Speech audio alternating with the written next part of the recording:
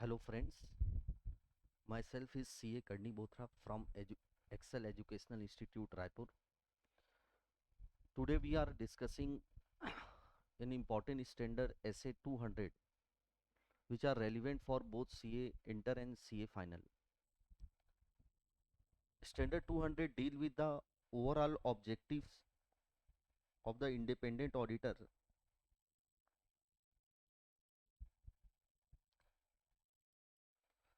and conduct the audit in accordance with the standard on auditing.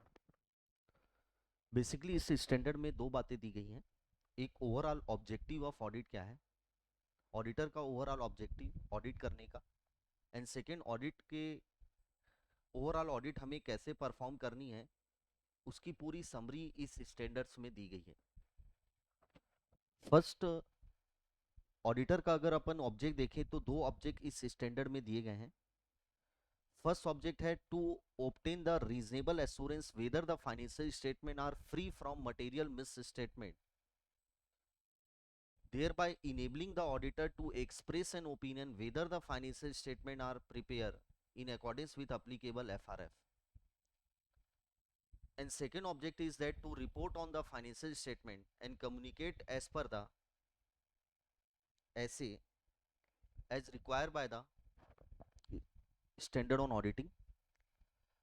And further this essay provide that if auditor is unable to obtain reasonable assurance, अगर वो reasonable assurance नहीं ले पा रहा है, that means auditors audit में sufficient appropriate audit evidence नहीं obtain कर पा रहा है और ऑडिटर को लग रहा है कि अगर क्वालिफाई ओपिनियन इनसफिशिएंट होगा तो auditor shall disclaim the opinion और withdraw from the engagement. That's auditor professional judgement. Auditor को अपना जजमेंट लेना होगा कि या तो उसे विड्रॉ करना होगा या फिर उसे डिस्क्लेम ऑफ ओपिनियन एज पर स्टैंडर्ड 705 ओपिनियन देनी होगी. तो फाइनली अपने को दो ऑब्जेक्ट याद रखने हैं. पहला, to obtain reasonable assurance whether the financial statement are free from material misstatement, thereby enabling the auditor to express an opinion whether the financial statement are prepared as per applicable FRF. And second object है to report on financial statement and communicate as required by the standards.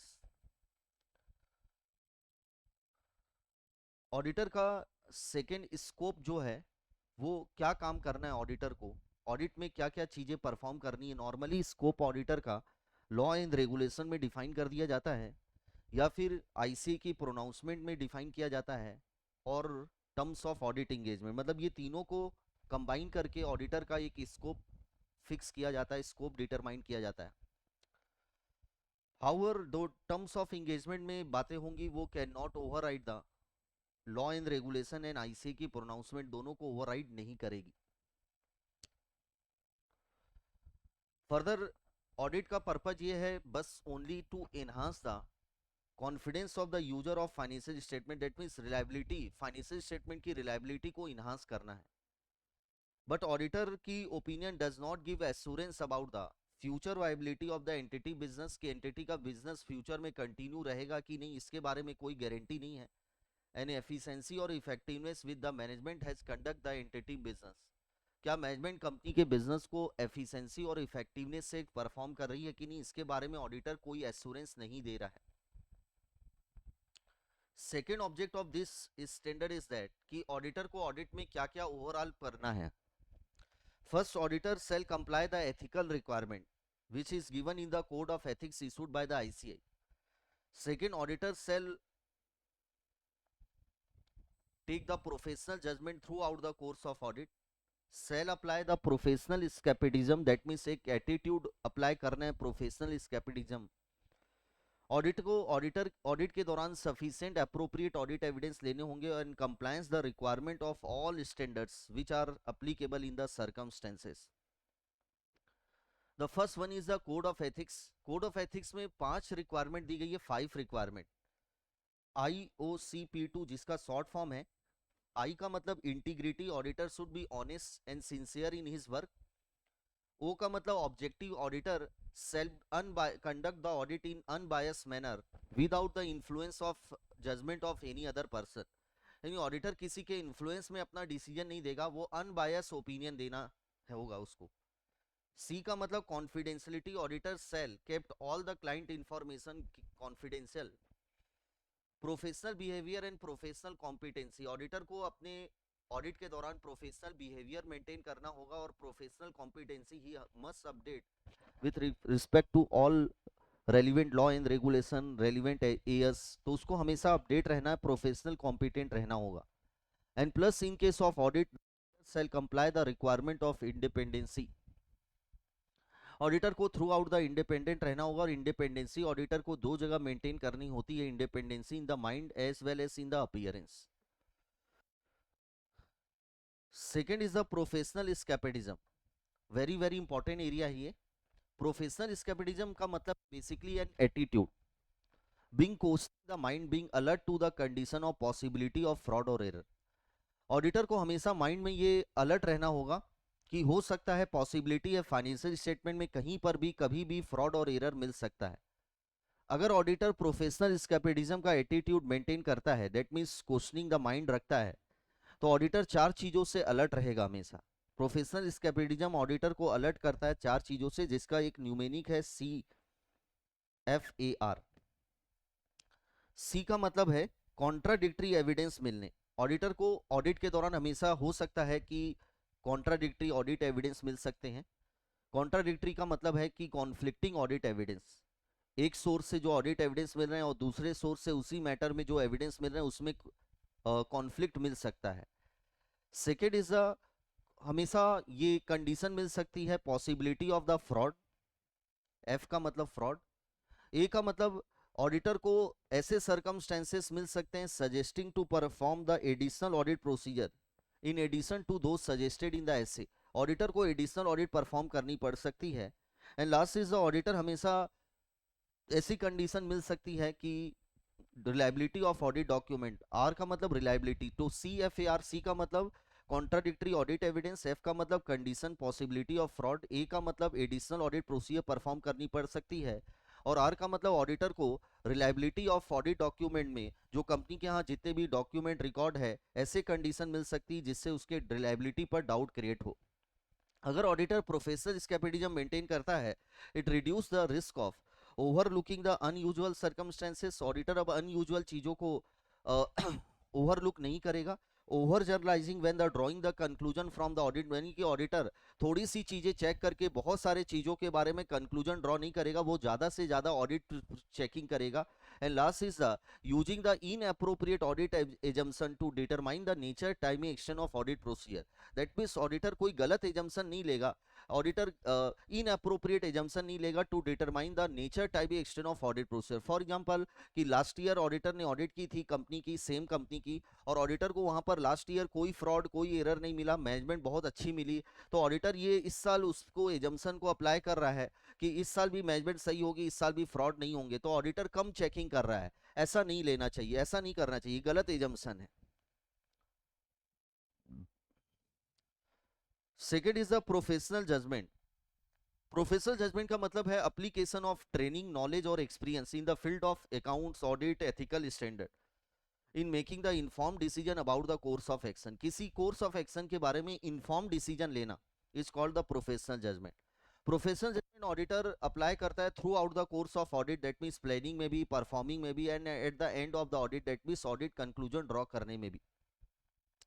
For example professional scepticism का use करता है materiality decide करने के लिए, what amount should be material in the audit of financial statement, audit risk decide करने में, nature timing extent of audit procedure decide करने में, sufficiency and appropriateness of audit procedure जो उसने परफॉर्म किए क्या वो सफिशिएंट है कि नहीं है, ये सब डिटरमाइन करने में ऑडिटर प्रोफेशनल जजमेंट का यूज करता है। Next one is the auditor को सफिशिएंट अप्रोप्रिएट ऑडिट एविडेंस लेने हैं, एंड ऑडिट रिस्क को मैनेज करके चलना है, दैट मींस रिड्यूस करना है एक्सेप्टेबली लो लेवल।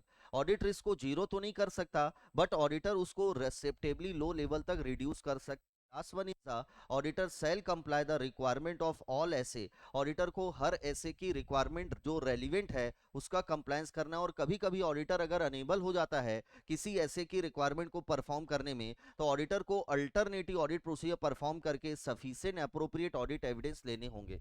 तो these are the 5 important requirement which are given under SA 200। ethical requirement, professional judgment, professional escapism, sufficient appropriate audit evidence and audit risk को balance लेके चलना है, एक्सेप्टेबली लो लेवल तक reduce करना है, and last one is the auditor को हर ऐसे की रिक्वायरमेंट को कंप्लाई करना है। तो इस स्टैंडर्ड अपने को दो न्यूमेनिक याद रखने हैं, एक कोड ऑफ एथिक्स की mnemonic IOC P2 and second is the professional scepticism में ऑडिटर को अलर्ट करेगा CFAR। सी का मतलब कॉन्ट्राडिक्टरी ऑडिट एविडेंस, एफ का मतलब फ्रॉड, ए का मतलब एडिशनल ऑडिट प्रोसीजर और आर का मतलब reliability of audit document. One more concept relating to standard 200, inherent limitation of audit, very most important concept for both CA inter and CA final point of view। ऐसे 200 में अभी अपन ने पढ़ा था कि ऑडिटर का ऑब्जेक्ट होता है to obtain the reasonable assurance. Auditor is and can not obtain the absolute assurance, 100% assurance कभी नहीं ले सकता कि financial statement are free from material misstatement. And audit risk को ऑडिटर कभी भी जीरो नहीं कर सकता है। The reason is that because audit में कई टाइप की इनहेरेंट लिमिटेशन होती है, and most of the audit evidence that auditor has obtain for the purpose of drawing the conclusion are persuasive nature rather than the conclusive nature। Inherent limitation audit में होने के चार main reason होते हैं। First is the nature of financial reporting, second reason is the nature of audit procedure, third reason is the time and cost, and the fourth reason is the other matter affecting the limitation of audit। The first reason is that nature of financial reporting। in preparation of financial statement management बहुत सारे judgement लेती है, estimate बनाती है इन complying the requirement of applicable FRF, क्योंकि बहुत सारे AS require करते हैं मैनेजमेंट को कि आपको प्रोविजन बनाने होंगे, आपको एस्टीमेट करना होगा इस अमाउंट को। और एस्टीमेट जो बनाए जाते हैं वो करंट सिचुएशन, करंट फैक्ट को देखते हुए बनाए जाते हैं, और उन एस्टिमेशन, उन जजमेंट में इनहेरेंट लेवल की वेरिएबिलिटी होने के चांसेस होते हैं, वो वेरिएट हो सकते हैं। मैनेजमेंट ने जो एस्टीमेट बनाया है एक्यूरेसी होने के चांसेस नहीं है कि 100% वो एक्यूरेट रहेंगे। तो उस इनहेरेंट लेवल की वेरिएबिलिटी को ऑडिटर कैन नॉट बी एनिबलेट, उसे ऑडिटर खत्म नहीं कर सकता by performing the additional audit procedure. तो मैनेजमेंट ने मान लीजिए बैड डेब्ट्स का प्रोविजन बनाया है, तो जरूरी नहीं है कि जो प्रोविजन बनाया है उतने ही actual next year bad debts, उसमें डेविएशन हो सकता है। इसलिए हम कभी ये नहीं बोल सकते कि मैनेजमेंट ने जो प्रोविजन बनाया है वो 100% एक्यूरेट है। ये फर्स्ट रीजन है इनहेरेंट लिमिटेशन ऑफ ऑडिट का। The second reason very important है, जो एग्जाम में अलग से क्वेश्चन आता है, नेचर ऑफ ऑडिट प्रोसीजर।